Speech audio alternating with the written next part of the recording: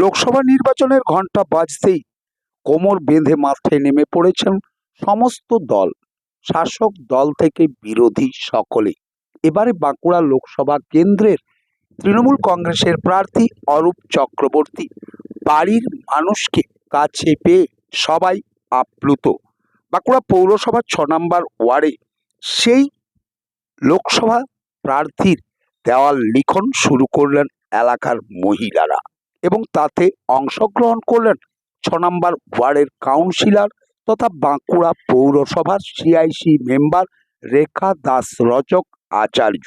তিনি বাঁকুড়া এক্সপ্রেস টিভির মুখোমুখি হয়ে প্রার্থীর নির্বাচনী প্রচার নিয়ে কি বললেন এবং তিনি এও বললেন কাছের মানুষ প্রার্থী হওয়াতে খুবই খুশি তারা।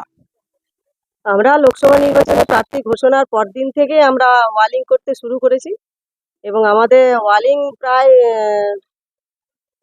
70% হয়েই গেছে। তার আগে আমরা দেওয়ালে চুন চুন দিয়ে রেখেছিলাম, কারণ আমরা জানতাম যে আমাদের এখানে যে লোকসভা নির্বাচনে প্রার্থী হবেন দিদির দেওয়া প্রার্থী এবং তৃণমূল কংগ্রেসের প্রার্থী যেই হন না কেন, আমাদের প্রস্তুতি সভা অনেক আগে থেকে চলছে। কতটা ভালো লাগে?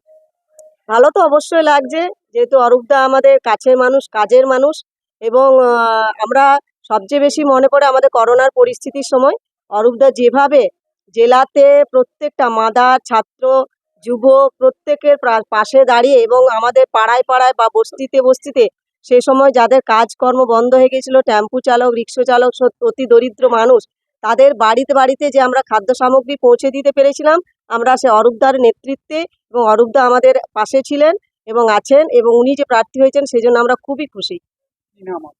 আমার নাম Rekha Das Rajak Acharya, ward number 6, Trinamool Congress councillor.